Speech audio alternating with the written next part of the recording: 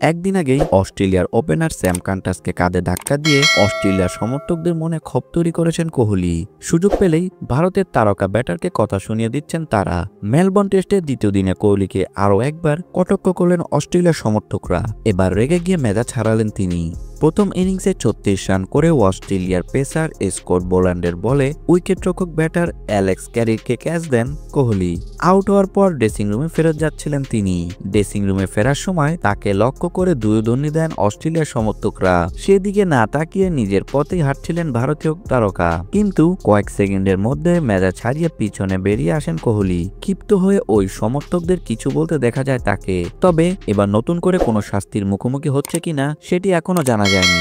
কোহলি যখন আউট হন, দিনের খেলা প্রায় শেষের দিকে। এ সময় উইকেট ধরে রাখাটাই খুবই গুরুত্বপূর্ণ ছিল ভারতের। তার আগে ভুল বোঝাবুঝিতে জয়সাল রান আউট হওয়ার পর কোহলির উপর বাড়তি চাপ এসেছিল, কিন্তু নিজেকেও টিকিয়ে রাখতে পারল না বেশিক্ষণ।